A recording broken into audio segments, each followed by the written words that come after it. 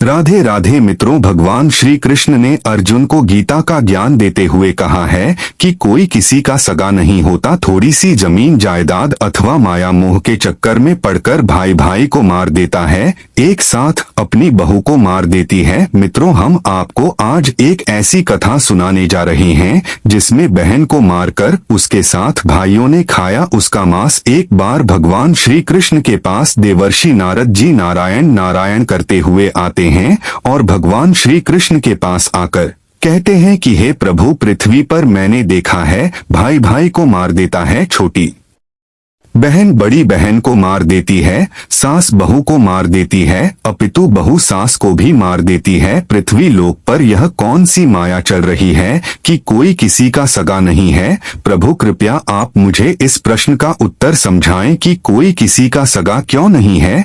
तब भगवान श्री कृष्ण कहते हैं, देवर्षि नारद जी, यह प्रश्न प्रत्येक मनुष्य के लिए अत्यंत दुर्लभ और लाभकारी है। मैं तुम्हें इस प्रश्न का उत्तर एक छोटी सी कथा के माध्यम से दूंगा। यह कथा सा भाइयों की है। जब सातों भाइयों ने स्वयं अपनी बहन को मारकर उसका मांस खाया था, तब देवर्षि नारद जी कहते हैं, हे प्रभु कृपया आप मुझे यह कथा सुनाइए और मेरी शंका का निवारण कीजिए। तब भगवान श्री कृष्ण कहते हैं, मैं आज तुम्हें जो कथा सुनाने जा रहा हूँ वह कथा प्रत्येक मनुष्य के लिए अत्यंत दुर्लभ है। इस कथा को पूरा सुनना। तब देवर्षि नारद जी कहते हैं, हे प्रभु मैं इस कथा को पूरा सुनेगा। तब भगवान श्री कृष्ण कथा को सुनते हुए कहते हैं, देवर्षि नारद जी, बहुत पुराने समय की बात है। एक गांव में एक दुखी परिवार रहता था। उसे परिवार में 7 लड़के और 1 लड़की थी। उन 8 के माता पिता जल्दी ही गुजर गए थे, तो बच्चों ने भी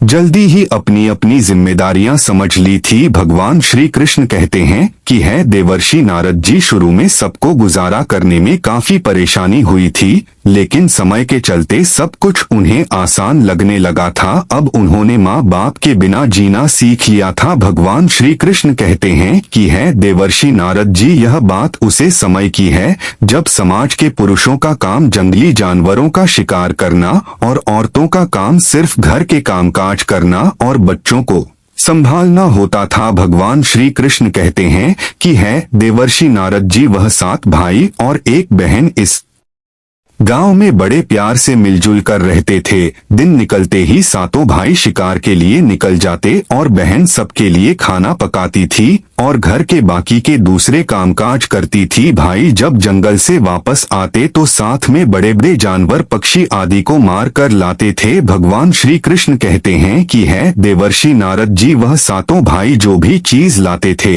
बहन उनके मांस को बड़े छाव से पकती थी और सब भोजन करके बड़ी तृप्ति का अनुभव करते थे। ऐसे ही दिन गुजर रहे थे। भगवान श्री कृष्ण कहते हैं कि है देवर्षि नारद जी, एक दिन की बात है, सातों भाई जंगल में शिकार करने के लिए गए थे। शाम होने वाली थी। बहन सबके लिए खाना बना रही थी। जब वह सब्जी बनाने के लिए उसे सब्जी को काट रही थी, तभी चाकू की तेज धार से उसकी एक उंगली कट गई। अब उसे कटी हुई उंगली से खून की धारा बहने लगी। भगवान श्री कृष्ण कहते हैं कि है देवर्षि नारद जी, अब बहन ने सोचा यदि मेरे भाइयों ने मेरी कटी हुई उंगली देखी तो मेरे भाई बड़े दुखी हो जाएंगे। इसलिए उसने यह सोचा कि अपने भाइयों को यह बातन ही बतानी चाहिए और उनसे छुपा कर रखना चाहिए। भगवान श्री कृष्ण कहते हैं कि है देवर्षि नारद जी, उसने बहते हुए खून को अपनी ओढ़नी से पूछना चाहा, किंतु उसने सोचा कि उसके भाई उसकी ओढ़नी में लगे हुए खून के धब्बों को देखेंगे तो मुझसे पूछेंगे। फिर उसने सोचा कि चलो दीवार पर पहुंच देते हैं, लेकिन फिर उसने सोचा कि दीवार पर खून को पहुंचना ठीक नहीं रहेगा। उसने सोचा अगर मेरे भाइयों ने देख लिया कि दीवार पर खून पहुंचा हुआ है तो वह मुझे अवश्य पूछेंगे और फिर मुझे बताना पड़ेगा और वह फिर परेशान हो जाएंगे। भगवान श्री कृष्ण कहते हैं कि है देवर्षि नारद जी, फिर बहन बेचैन होकर इधर उधर घूमने लगी, लेकिन उसे कोई ऐसी जगह नहीं मिला जहां उसका बहता हुआ खून उसके भाइयों की नजरों से बच सके, इसलिए उसे कोई उपाय न मिलने पर उसने उसी सब्जी में जो खाने के लिए बना रही थी उसी में अपना खून जो था उसे पहुंच दिया। शाम को जब सातों भाई जंगल से वापस आए तो बहन ने भाइयों के लिए खाना परोसा। भगवान श्री कृष्ण कहते हैं कि है देवेश्वर नारद जी, आज सातों भाइयों को सब्जी बहुत ही स्वादिष्ट लगी। सातों भाई अपनी अपनी उंगलियां चाहते रह गए और अपनी बहन की बात कल की तारीफ करने लगे। अपनी तारीफ सुनकर बहन भी खुशी से पहले न समा रही थी। भगवान श्री कृष्ण कहते हैं कि है देवर्षि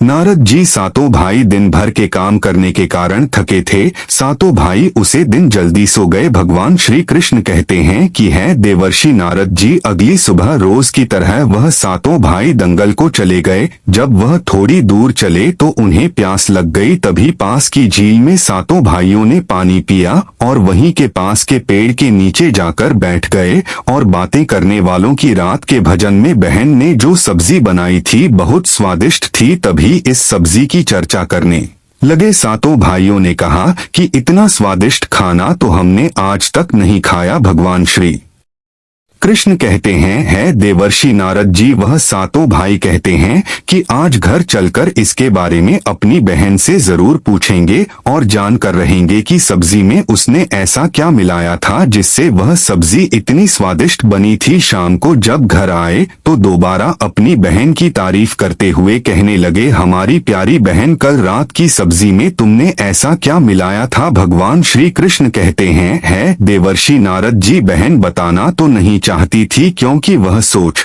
रही थी अगर उसके भाइयों को पता चला कि उसकी उंगली कट गई है तो मेरे सारे भाई दुखी हो जाएंगे। इसीलिए उसने कहा, कुछ नहीं बड़े भैया, सब जो रोज बनाती हूँ वही बनाया था। तो उसका बड़ा भाई कहने लगा, प्यारी बहन, तुम्हें आज बताना ही पड़ेगा और मैं जानना चाहता हूँ कि हमारी बहन ने इतनी स्वादिष्ट सब्जी कैसे बनाए। बड़ा भाई आगे कहता है कि तुम्हें मेरी सौगंध है बहन, तो तुम्हें आज सच्चाई बतानी ही पड़ेगी। बड़े भाई का सब सम्मान करते थे इसलिए बहन को भी अब सच बोलना पड़ा। उसने धीरे धीरे सारी बात बताते हुए कहा, भैया मेरी उंगली कट गई थी तो बस इतना सा अपना खून सब्जी में मिला दिया था और ज्यादा कुछ नहीं। मैंने सोचा किया लोगों को पता चलेगा तो आप दुखी होंगे, इसलिए मैंने अपने खून को सब्जी में मिला दिया था। भगवान श्री कृष्ण कहते हैं, है देवर्षि नारद जी, यह सुनकर 6 भाइयों ने मन में सोचा कि इसके खून की चंद बूंदे इतनी स्वादिष्ट है तो इसका मांस कितना स्वादिष्ट होता। रात के खाने के बाद सातों भाई सोने के लिए चले गए। सेटों में फिर इस बात की चर्चा छिड़ गई। बड़ा भाई कहने लगा, अरे भाइयों, खून की कुछ बंदे हमारी बहन की इतनी स्वादिष्ट है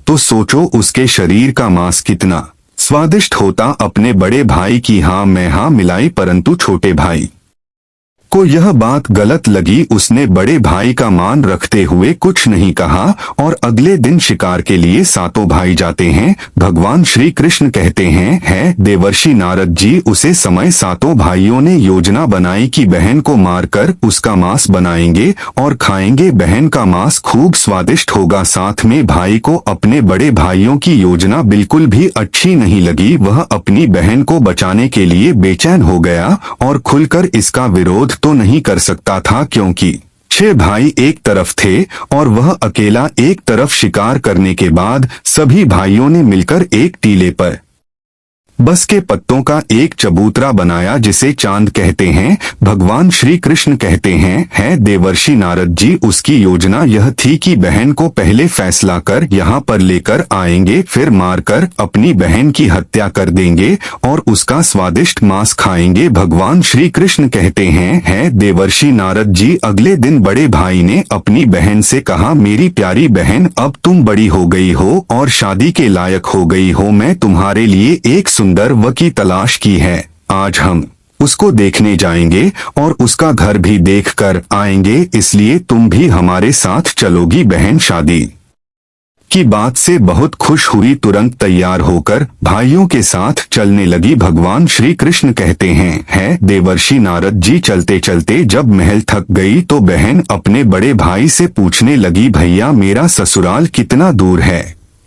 तब बड़ा भाई बोल बस अभी कुछ देर में हम पहुंचने वाले हैं। और बड़ा भाई बोला वह देखो बहन दूर से दिखाई दे रहा है। भगवान श्री कृष्ण कहते हैं देवर्षि नारद जी बड़ा भाई इस टीले पर बने चांद को दिखाते हुए बोला देखो मेरी प्यारी बहन तुम्हारा ससुराल जहां तुम राज करेगी। यह सुनकर बहन आनंदित हो उठी और चांद पर पहुंचने के बाद बड़े भाई ने अपने छोटे भाइयों को आदेश दिया अपनी बहन को एक रस्सी के सहारे से बस के खंभे से बांध दो।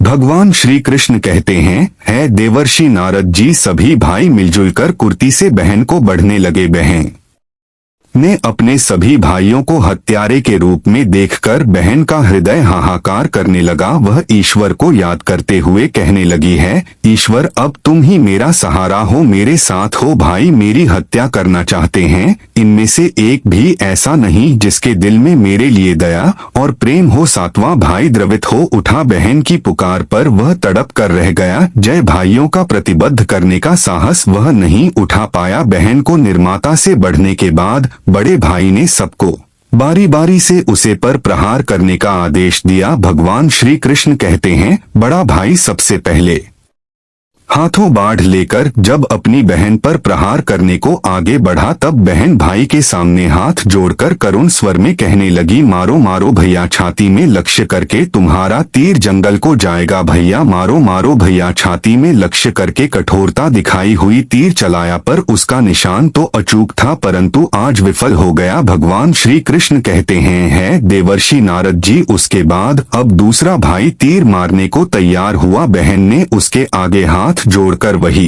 करुण रूपी गीत गाया, उसका भी निशाना छूट गया। इसी तरह सभी भाइयों ने बड़ी बड़ी से बहन की छाती को लक्ष्य करके तीर मारने की कोशिश की परंतु बहन हर बार यही की दोहराती रही, लक्ष्य भेद करने में असफल रहे। अब सातवें में भाई की बारी थी। भगवान श्री कृष्ण कहते हैं देवर्षि नारद जी उसे सातवें भाई से 6 भाई कहने वालों की भाई पूरी ताकत से तीर चलाना और बहन को एक बार में मार देना। यदि तुम्हारा निशाना चूक गया तो तुम जिंदा नहीं बचोगे, हम सब तुम्हें मार देंगे। भगवान श्री कृष्ण कहते हैं देवर्षि नारद जी बहन ने छोटे भाई की जान बचाने के लिए अपनी जान न्योछावर कर दी और अपने छोटे भाई को बचाने का निश्चय किया। वह ईश्वर से प्रार्थना करने लगी है ईश्वर मेरे भाई का तीर मेरी छाती भेजने में सफल हो जाए। वह फिर रो मारो भैया छाती में लक्ष्य करके भैया छाती में लक्ष्य करके तेरा तीर मेरी छाती भेद जाए। मारो मारो भैया छाती में लक्ष्य करके भैया छाती में लक्ष्य करके। भगवान श्री कृष्ण कहते हैं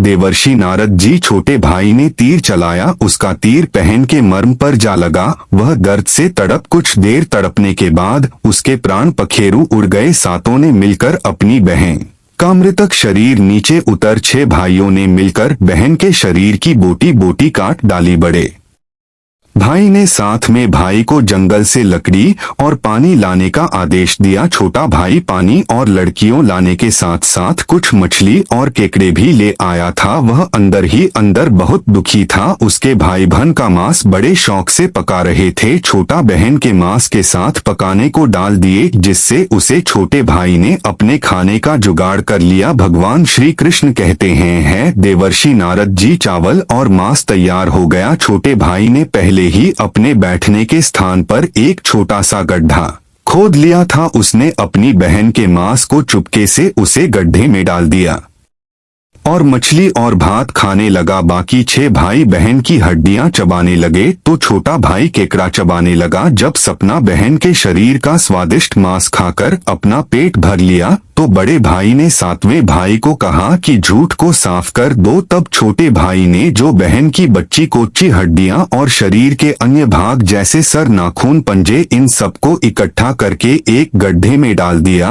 और ऊपर से मिट्टी से ढक दिया। कुछ समय बाद जहां पर बहन के मांस के टुकड़े डाले गए थे उसे स्थान पर बस का एक पौधा उग आया था। धीरे धीरे वहां पर बसों का झुंड बन गया। भगवान श्री कृष्ण कहते हैं, है देवर्षि नारद जी, एक बार एक संत आए और छुपकर मल मूत्र करने लगे। भगवान श्री कृष्ण कहते हैं, है देवर्षि नारद जी, इस समय आकाशवाणी हुई, संत दुर्गंध आ रही है, संत दुर्गंध आ रही है। आकाशवाणी सुनने के बाद संत ने झटपट उसे स्थान को साफ कर दिया। भगवान श्री कृष्ण कहते हैं, है देवर्षि नारद जी, उसे संत ने जुरमुट में से एक बांस अपने साथ ले गए। उसे बांस को काटकर संत ने एक बहुत ही सुंदर बांसुरी बनाई और वह उसे बाजा बजाकर दिन भर लोगों के घर जाकर भिक्षा मांगने लगा और बदले में खूब सारा उपदेश देने लगा। भगवान श्री कृष्ण कहते हैं, है देवासी नारद जी, एक दिन की बात है, संत भिक्षा मांगने के लिए उसी गांव में चले गए जहां पर उसे बहन के सातों भाई रहते थे। जैसे वह संत बड़े भाई के द्वार पर गया, जैसे ही संत ने बांसुरी बजाना शुरू किया, उसमें से आवाज आई, यही है दुश्मन सबसे बड़ा नहीं बाजू बांसुरी, बड़े भाई के घर नहीं बाजू रे बांसुरी। वह बांसुरी आगे बोली दिया, प्रेम सब छोड़कर रिश्ते में यही दाग लगाया है, नहीं बाजू रे बांसुरी, यही है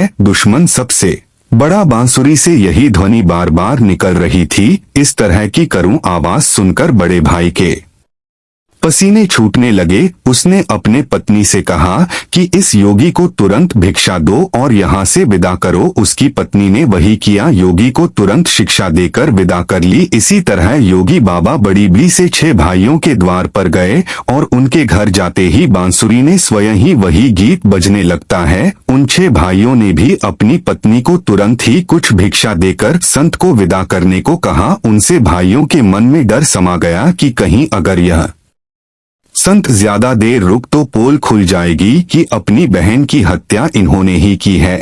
अब अंतिम समय 7वें भाई के द्वार पर जैसे ही वह योगी पहुंच, भगवान श्री कृष्ण कहते हैं, है देवर्षि नारद जी, वह 7वां भाई अभी तक कुंवारा था, वह अकेले रहता था। जब योगी बाबा उसके द्वारा पर उपस्थित हुए तो बांसुरी बोल उठी, बाजोरे बांसुरी, मेरे सबसे छोटे भाई के घर मेरे छोटे भाई ने माँ की बात में छुपा कर रखी है, युग युग की। भगवान श्री कृष्ण कहते हैं, है देवर्षि नारद जी, वह बांसुरी बोली, यही है मेरे सबसे प्यारे भाई का घर। योगी की बांसुरी से इतने प्यारे और दिलचस्प गीत बजने सुनकर छोटे भाई ने उन्हें सम्मान के साथ अपने घर में बैठने के लिए स्थान दिया और जलपान से उनका सत्कार किया। उसके बाद छोटे भाई ने बांसुरी के विषय में चर्चा की तो योगी ने बांसुरी के जन्म की कहानी छोटे भाई को बताई कि कैसे उसने बस को काटकर बांसुरी बनाई है और कैसे आकाशवाणी हुई थी। छोटे भाई ने उसे बांसुरी को उसे योगी से मांगने की प्रार्थना की तो योगी ने उसे छोटे भाई को वह बांसुरी सौंप दी। भगवान श्री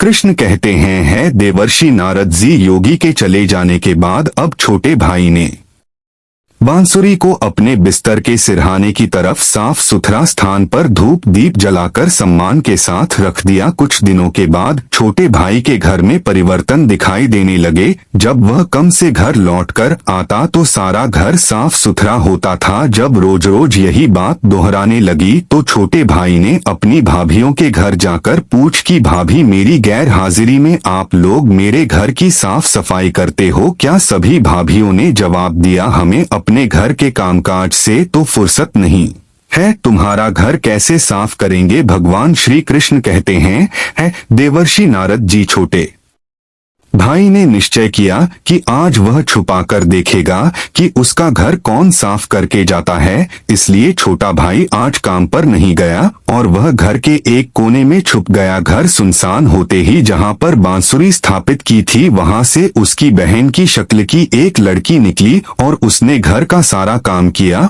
और फिर इस बांसुरी में समा गई। भगवान श्री कृष्ण कहते हैं, है देवर्षि नारद जी, छोटे भाई ने यह सब देखा तो उसे अपनी आंखों पर विश्वास नहीं हुआ। फिर छोटे भाई ने यह बात अपनी बड़ी भाभी को बताई। बड़ी भाभी ने अपने छोटे देवर को समझाया कि जैसे ही लड़की बांसुरी से बाहर निकलेगी तो उसे बांसुरी को आग में डालकर जला देना, फिर उसे पर तुलसी जल छिड़क देना, फिर देखना क्या होता है। भगवान श्री कृष्ण कहते हैं देवर्षि नारद जी, छोटे भाई ने बड़ी भाभी के कहे मुताबिक काम किया। उसने लड़की के निकलते ही बांसुरी को आग में डाल दिया और लड़की पर पवित्र तुलसीदास का छिड़काव किया। तुलसी जल के स्पर्श से वह लड़की मानव रूप में आ गई। भाई ने देखा वह तो उसकी प्यारी बहन है। उसने अपनी बहन को गले से लगा लिया। उसके बाद दोनों भाई बड़े प्रेम से रहने लगे और बहन ने भाई को और भाई ने बहन को अपना लिया और खुशी से एक दूसरे के साथ रहकर जीवन यापन करने लगे। भगवान श्री कृष्ण कहते हैं देवर्षि नारद जी, इस दुनिया में कोई किसी का सगा नहीं होता। जो इंसान आपसे निस्वार्थ प्रेम करता है वही आपका सच्चा निर्देशक और एक मार्गदर्शक है। जैसे 6 भाइयों ने अपनी बहन को मारकर उसका मांस खाया, छोटे भाई को अपनी बहन के प्रति दया और प्रेम की भावना की वजह से वह अपनी बहन से दोबारा मिल पाया। यही है निस्वार्थ प्रेम का प्रतीक भगवान श्री कृष्ण। आगे कहते हैं देवर्षि नारद जी, अब तो आपको आपके प्रश्न का उत्तर मिल ही गया होगा। तब देवर्षि नारद जी कहते हैं हे प्रभु, आपकी कृपा दृष्टि जिस पर हो उसे क्या नहीं मिल सकता। मुझे मेरे प्रश्न का उत्तर मिल गया है। इतना कहकर देवर्षि नारद जी वहां से आकाश लोक की ओर निकल पड़ते हैं। मित्रों, इस कहानी से हमें यह शिक्षा मिलती है, निस्वार्थ प्रेम ही रिश्तों को बनाए रखना है। मित्रों, आपको हमारी यह कथा कैसी लगी हमें कमेंट में अवश्य बताइएगा और कमेंट में जय श्री कृष्णा अवश्य कमेंट करेगा। इस वीडियो को ज्यादा से ज्यादा लोगों तक शेयर करें। आप सभी का वीडियो को अंत तक देखने के लिए बहुत बहुत धन्यवाद। मिलते हैं अगली वीडियो में।